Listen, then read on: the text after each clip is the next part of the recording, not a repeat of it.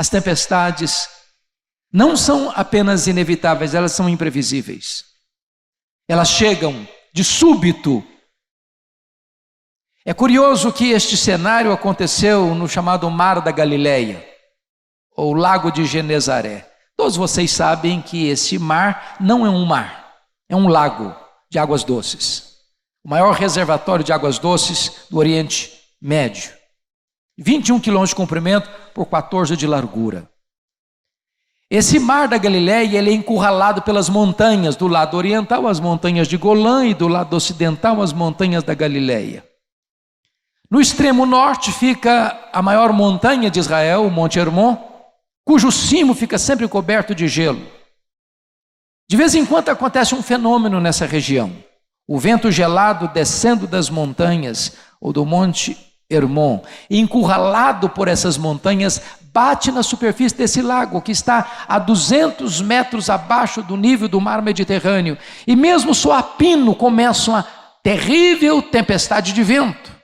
Muito provavelmente foi isso que aconteceu. Jesus entra no barco com os discípulos, vai lá para trás e dorme, e enquanto navegam, chega uma tempestade súbita e avassaladora. É assim na vida também. Você levanta de manhã como um dia normal, leva os filhos para a escola e de repente um acidente, e de repente um fato que transtorna a sua vida. Mas em terceiro lugar, as tempestades são inevitáveis, imprevisíveis, mas elas são também inadministráveis. Aqueles discípulos, alguns deles eram pescadores, nasceram ao redor desse lago, cresceram ao redor desse lago, trabalhavam nesse lago, conheciam cada palmo desse lago, já tinham enfrentado outras tempestades, já tinham superado outras dificuldades, e agora certamente quando surgem essas tempestades, eles devem ter pensado, bom, vamos deixar o mestre descansar, isso é com a gente, nós temos perícia, nós temos conhecimento, nós temos destreza, nós sabemos fazer isso. Mas quanto mais eles tentavam resolver o problema se agravava, o mar se revoltava, as ondas chicoteavam com rigor desmesurado aquele barco frágil, o vento se agigantava, ameaçando e conspirando contra eles. É assim na vida, irmãos. Um problema doméstico às vezes se transforma num monstro e você não sabe mais como lidar com ele. Quantas vezes eu já ouvi a esposa aflita dizer o seguinte, eu casei-me com este homem e de repente este homem é uma outra pessoa, é um monstro, não é aquela pessoa por quem me apaixonei, com quem me casei, é outra pessoa, violenta, rude, cruel comigo. Quantas vezes aquele filho amável, doce, submisso, meigo, se transforma num menino rude com os pais, agride os pais. Quantas vezes essas tempestades vêm e nós não sabemos como tratar, nós não sabemos como resolver. Mas finalmente, quarto lugar, à guisa de introdução, as tempestades são também pedagógicas. Deixa eu dizer uma coisa para você. Nós não acreditamos em acaso, nós não acreditamos em sorte, nós não acreditamos em olho gordo, nós cremos que a mão de Deus dirige o nosso destino. Nós cremos que nada acontece conosco sem que haja um propósito maior de Deus. Então preste atenção nisso. Deus não desperdiça sofrimento na vida de seus filhos. Se você está enfrentando uma tempestade na vida, se você está enfrentando uma crise na família, se você está passando por uma aflição na sua alma, se você está lidando com alguma situação adversa na sua história, entenda isso, Deus tem um propósito nisso.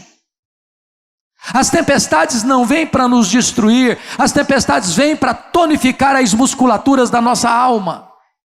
As tempestades não vêm para nos colocar lá no fundo do mar, as tempestades vêm para nos dar a consciência de que quando os nossos recursos acabam, os recursos de Jesus Cristo continuam plenamente disponíveis. Então, dito isso, eu gostaria que você olhasse comigo para entrarmos no texto. O contexto aqui é que Jesus passara todo aquele dia ensinando as parábolas do reino. E se você já falou e ensinou o dia todo, sabe que isso produz exaustão.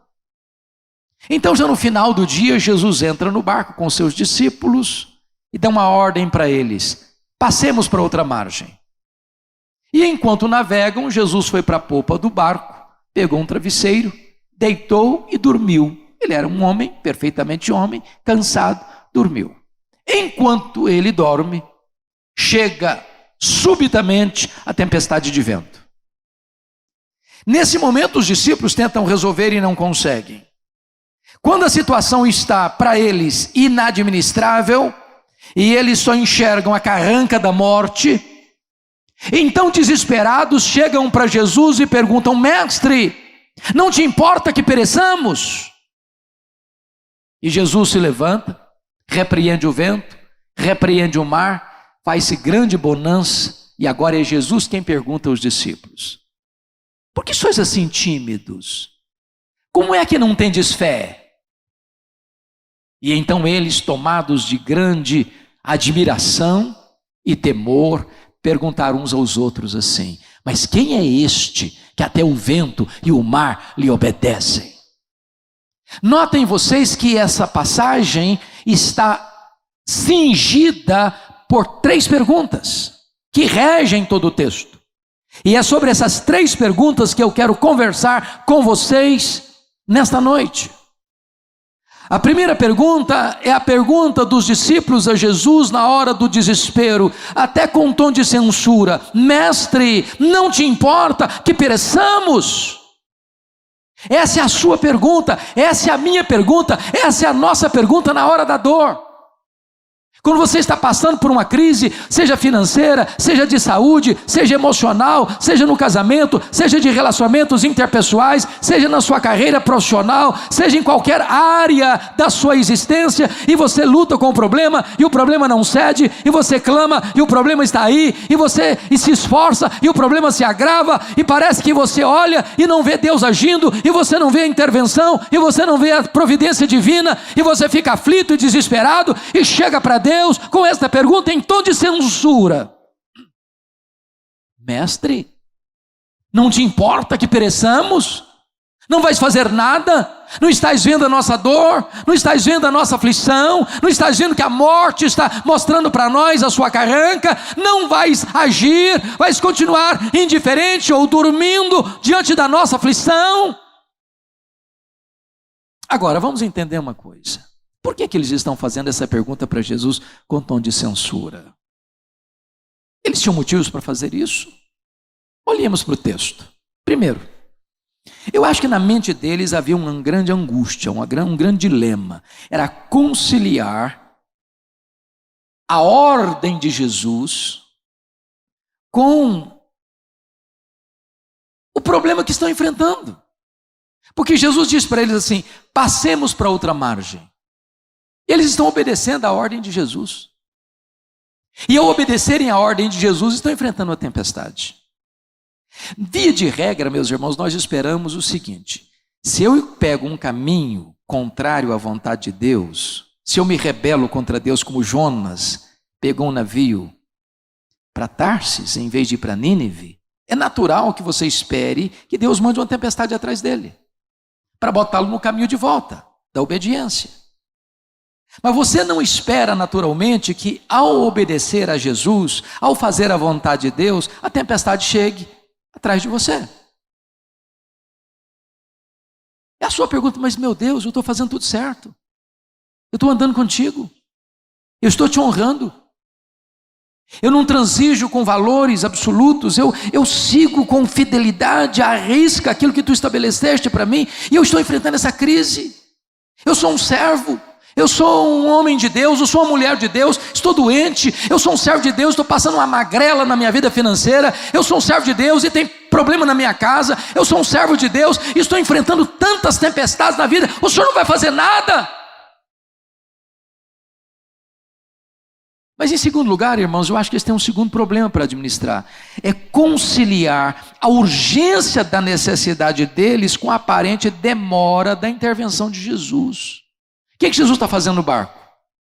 Está dormindo. Quem está dormindo não está trabalhando. Quem está dormindo não está agindo.